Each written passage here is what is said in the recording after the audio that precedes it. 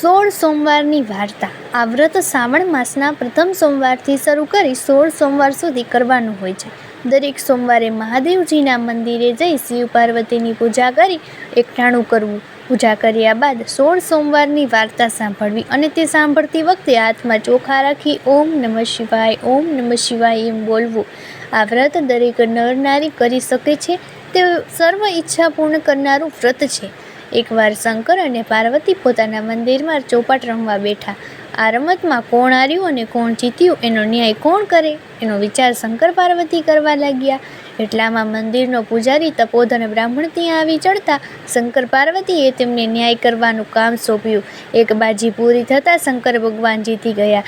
તેમણે બ્રાહ્મણને પૂછ્યું, કોણ હાર્યું, કોણ જીત્યું? પ્રભુ, આપ જીત્યા અને માતાજી હાર્યા. બ્રાહ્મણે કહ્યું. બીજી બાજી પાર્વતી જીતી ગયા. તેમણે બ્રાહ્મણને પૂછ્યું, કોણ હાર્યું, કોણ જીત્યું? મારા પ્રભુ જીત્યા અને માતાજી હાર્યા. ત્રીજી બાજી પણ માતાજી જીતી ગયા. અને બ્રાહ્મણને પૂછતા તે ફરી વાર જૂઠું બોલ્યો, કારણ એને તો મહાદેવજીને રાજી કરવા હતા. આથી પાર્વતીજીને ક્રોધ ચડ્યો અને તેમણે બ્રાહ્મણને શાપ આપ્યો. હે બ્રાહ્મણ, 3 બાજીમાંથી હું 2 બાજી જીતી હતી, છતાં તું જૂઠું બોલ્યો. હું તને શાપ આપું છું કે તારા આખા શરીરે કોટ ફૂટી નીકળે. માં પાર્વતીના શાપના લીધે બ્રાહ્મણને તરત જ આખા શરીરે કોટ ફૂટી નીકળ્યો. બ્રાહ્મણે શાપ મુક્ત કરવા માટે શંકર પાર્વતીને ખૂબ જ આજીજી કરી, માફી માંગી, પણ બધું વ્યર્થ. શંકર પાર્વતી અંતર્ધ્યાન થઈ ગયા. તપોધન બ્રાહ્મણ તો રોતો વકળતો ત્યાંથી ચાલી નીકળ્યો. રસ્તામાં તેને એક મહાત્મા મળ્યા. તેમણે બ્રાહ્મણને રડવાનું કારણ પૂછતા તેણે સર્વ હકીકત જણાવી ને આમાંથી છૂટવાનો કોઈ ઉપાય બતાવવા કહ્યું. મહાત્માએ તેને શિવજીની ખરા દિલથી તપસ્યા કરવાનું કહ્યું. બ્રાહ્મણ મનોમન નિર્ણય લઈ હિમાલયમાં કૈલાસ પર શિવજીની તપસ્યા કરવા ચાલી નીકળ્યો.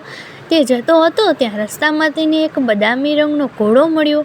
ઘોડો ઘણો દુઃખી હતો. બ્રાહ્મણે તેની પાસે જઈ તેની પીઠ થાબડવા લાગ્યો. એટલે ઘોડો બોલ્યો, ભાઈ, તમે કેમ રડો છો અને રડતા રડતા ક્યાં જાઓ છો? બ્રાહ્મણે કહ્યું, મને માતા પાર્વતીએ શાપ આપ્યો છે, તેનું નિવારણ કરવા જાઉં છું. ઘોડો બોલ્યો, ભાઈ, મારું પણ એક કામ કરતા આવજો. હું આટલો બધો રૂપાળો અને કદાવર છું, છતાં મારી ઉપર કોઈ સવારી કરતું નથી. તમે મારા પાપનું નિવારણ પૂછતા આવજો. સારું કહી બ્રાહ્મણ આગળ ચાલ્યો. આગળ જતાં બ્રાહ્મણને રસ્તામાં એક ગાય મળી. ગાયે બ્રાહ્મણને ઊભો રાખ્યો અને તેના રડવાનું કારણ પૂછ્યું. બ્રાહ્મણે ગાયને બધી વિગત જણાવી. એટલે ગાય બોલી, ભાઈ, હું પણ ઘણી દુઃખી છું. મારા આંચળ દૂધથી ફાટફાટ થાય છે, પણ મને કોઈ દોહતું નથી કે મારા વાછડા મને ધાવતા નથી. તમે મારા પાપનું નિવારણ પૂછતા આવજો. સારું કહી બ્રાહ્મણ આગળ ચાલ્યો. થોડેક આગળ જતાં બ્રાહ્મણે રસ્તામાં એક ઘટાદર આંબો જોયો. તે આંબા ઉપર કેરીના લૂંખા બાજેલા હતા. બ્રાહ્મણ થાક ખાવા માટે આંબાના ઝાડ નીચે બેઠો. ત્યાં આંબાને વાચા થઈ. તેને બ્રાહ્મણને કહ્યું, ભાઈ, તારું દુઃખ હું જાણું છું, પણ મારું દુઃખ તું સાંભળતો જા. મારા ઝાડ ઉપર સરસ મજાની કેરીઓ આવે છે, પણ કોઈ મારા ફળને ચાખતું નથી, અને જો કોઈ ચાખે તો તરત જ મૃત્યુ પામે છે. માટે તમે મારા પાપનું નિવારણ પૂછી લાવજો. સારું, આમ કહી તે થોડીક વાર ઝાડ નીચે થાક ખાઈને આગળ વધ્યો. આગળ જતાં રસ્તામાં એક તળાવ આવ્યું. બ્રાહ્મણ પાણી પીવા માટે તળાવમાં ઉતર્યો. ત્યાં જ એક મગર આવી ચડ્યો અને તેણે પણ બ્રાહ્મણને એ જ સવાલ પૂછ્યો. બ્રાહ્મણે પણ એને એ જ જવાબ આપ્યો. ત્યારે મગરે કહ્યું, ભાઈ, હું આ શીતળ પાણીમાં રહું છું, છતાં મારા આખા શરીરમાં બળતરા થયા કરે છે. તમે મારા પાપનું નિવારણ પૂછતા આવજો. સારું કહી બ્રાહ્મણ આગળ વધ્યો. તે હિમાલયમાં કૈલાસ પર્વત પર આવીને એક ઝાડની નીચે બેસી તપ કરવા લાગ્યો. તેણે ખૂબ જ કઠિન તપ કર્યું. આથી મહાદેવજી પ્રસન્ન થયા અને તેમણે બ્રાહ્મણને દર્શન આપ્યા અને વરદાન માંગવા કહ્યું. બ્રાહ્મણે કહ્યું, હે મહાદેવજી, મને માતાજીના શાપમાંથી ઉગારો અને મને મારો કોટ મટાડી દો. ભૂદેવ, જો તું તારા સાચા હૃદયથી 16 સોમવારનું વ્રત કરે તો તારો કોઢ મટી જાય અને તું માતાજીના શાપમાંથી મુક્ત થાય. પ્રભુ, મારે આ વ્રત કેવી રીતે કરવું? મહાદેવજી બોલ્યા, હે ભૂદેવ, આ વ્રત શ્રાવણ માસના પ્રથમ સોમવારથી શરૂ થાય છે અને તે 16 સોમવાર સુધી કરવામાં આવે છે. શ્રાવણ માસમાં આગલા દિવસે એટલે કે દિવાસાના દિવસે સૂતરના પીળા રંગના 4 તાંતડા ભેગા કરી તેની વચ્ચે થોડા થોડા અંતરે 4 ગાંઠ વાળી દે. તે દોરો ગળામાં પહેરી રાખવો. દર સોમવારે સવારે વહેલા ઉઠી નાહી ધોઈ મહાદેવજીના મંદિરે જઈ તેમની પૂજા કરવી. દર સોમવારે એકટાણું કરવું. શ્રાવણ, ભાદરવો, આસો અને કારતક માસનો છેલ્લો સોમવાર આવે તે 16મો સોમવાર થાય ત્યાં સુધી સોમવાર કરવા. 16મા સોમવારે 4.5 શેર ઘઉંના લોટમાં 1.25 શેર ઘી અને 1.25 શેર ગોળ નાખી લાડુ બનાવવા.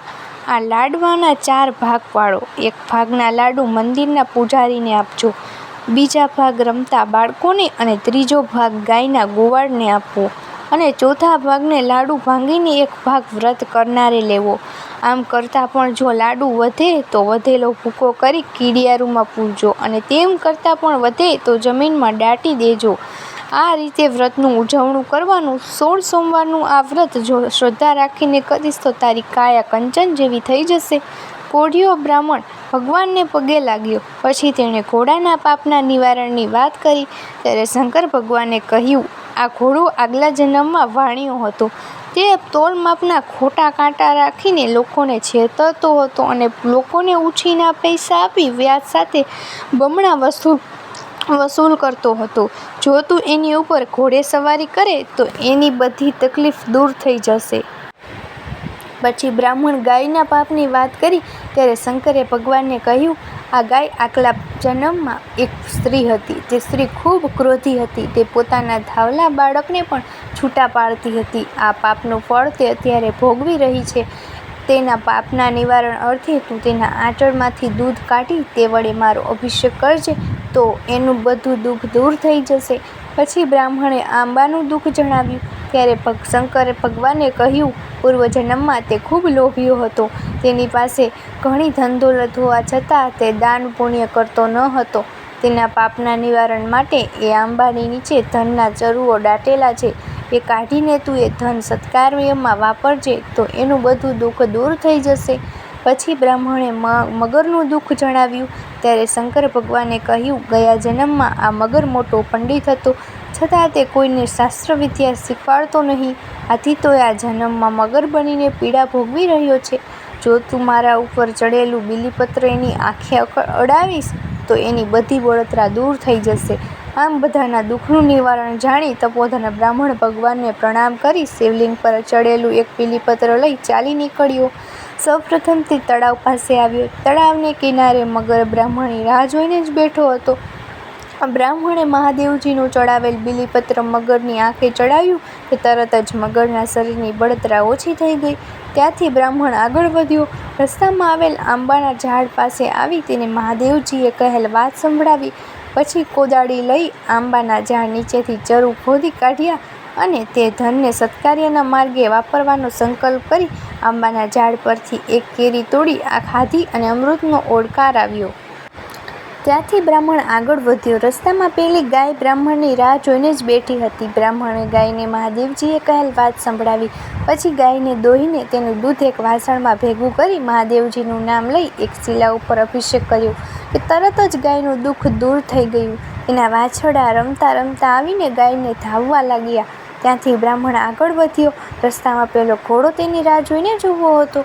બ્રાહ્મણે તેને મહાદેવજીએ કહેલ વાત કહી સંભળાવી. ઘોડા ઉપર સવારી કરીને કહ્યું, હવે તારા પાપનું નિવારણ થઈ ગયું છે. સમય જતાં શ્રાવણ માસ આવ્યો એટલે બ્રાહ્મણે 16 સોમવારનું વ્રત શરૂ કર્યું. જોત જોતામાં 4 મહિના પૂરા થઈ ગયા.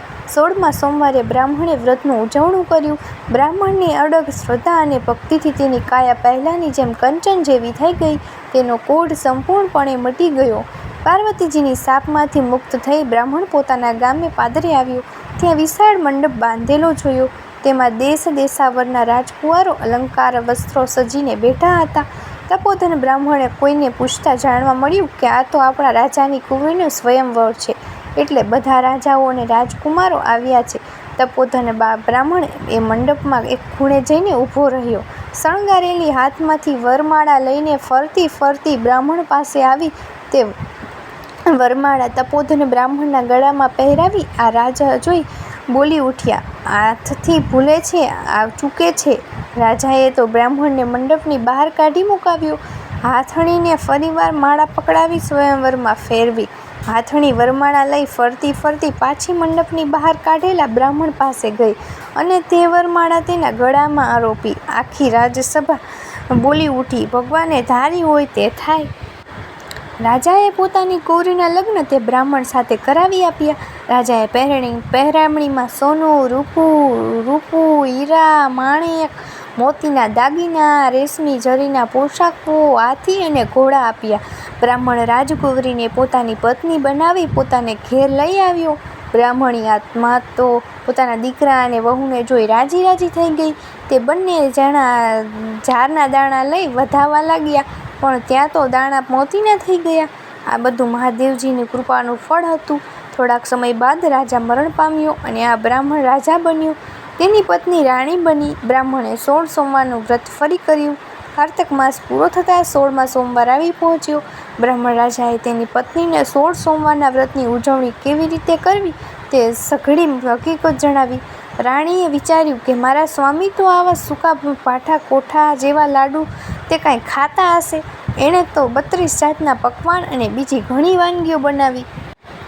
રાજા જમવા બેઠા. રસોઈ જોઈ રાણી ઉપર ગુસ્સે થયા. તેણે શંકર ભગવાનની સ્તુતિ કરી વ્રત પૂરું કર્યું. અનાજના 4 દાણા લઈ 4 દિશામાં નાખ્યા અને ભૂખ્યા પેટે સૂઈ ગયા. એ જ રાતે મહાદેવજીના રાજાના સપનામાં આવ્યા અને કહેવા લાગ્યા, હે રાજા, તારી રાણીએ તારા વ્રતમાં ભંગ પાડ્યો છે, માટે તું એને દેશવટો આપી દે. સમય થતાં જ રાણીએ દેશવટો આપી દીધો અને પોતાના રાજ્યની બહાર તગેડી મૂકી. રાણી તો ચોધાર આંસુએ રડતી ગામને પાદરે જઈ પહોંચી. ત્યાં તો આગળ એક ઝૂંપડીમાં એક ઘાંચણ રહેતી હતી. તેણે ઘાંચણ પાસે પાણીની માંગણી કરી. ઘાંચણે તેણે પાણી આપ્યું એટલે રાણીએ તેને પોતાનું દુઃખ કહી સંભળાવ્યું. ઘાંચણે રાણી ઉપર દયા આવી અને તે પોતાની સાથે રાખી. ત્યાં તો ધાંચણના તેલના ફૂલા ડગી ગયા અને ધાંચી માંડો પડ્યો. આ જોઈ ઘાંચણે કહ્યું, બહેન, તારા આવવાથી મારે નુકસાન થયું છે, માટે તું અહીંથી ચાલી જા. રાણી ત્યાંથી ચાલી નીકળી. તે એક ડોશીના ઘરે આવી. પોતાના દુઃખની વાત કરી. ડોશીને તેના ઉપર દયા આવી અને પોતાને ઘેર રાખી. ડોશીએ રેટીઓ કાઢતી હતી. રાણીના આવવાથી ડોશીના તાર વારંવાર તૂટી જવા લાગ્યા. તે સૂતર પણ ઓછું કાંતવા લાગ્યું. ડોશીએ તેને અપશુકનિયાળ ગણીને કાઢી મૂકી. રાણી ચાલતી એક કૂવા કાંઠે આવી. ત્યાં એક પનિહારી પાણી ભરતી હતી. રાણીએ તેની પાસે પીવાનું પાણી માંગ્યું. પનિહારી માટલું કૂવામાં ઉતાર્યું. ત્યાં તો કૂવાનું પાણી સુકાઈ ગયું. પનિહારીએ તેને અપશુકનિયાળ ગણીને પાણી પાયા વગર કાઢી મૂકી. ત્યાંથી રાણી ચાલતા એક સાધુ મહારાજની ઝૂંપડી આવી પહોંચી. એ સાધુ મહારાજે રાણીને આશરો તેમણે રાણીને જમવા બેસાડી અને થાળીમાં ભોજન પીરસ્યું. જેવી થાળી રાણીને આપી કે થાળીમાં ભોજનમાં જીવડા બની ગયા. સાધુ મહારાજ આનું કારણ સમજી ગયા. તેમણે રાણીને કહ્યું, બેટા, તું મહાદેવજીની દોષિત છે, માટે તું શંકર ભગવાનનું 16 સોમવારનું વ્રત કર. પછી સાધુ મહારાજે તે વ્રત કેવી રીતે કરાય તે સમજાવ્યું. રાણીએ શ્રાવણ માસમાં આવતા વ્રતની શરૂઆત કરી. તે પૂરી શ્રદ્ધાથી વ્રત કરવા લાગી.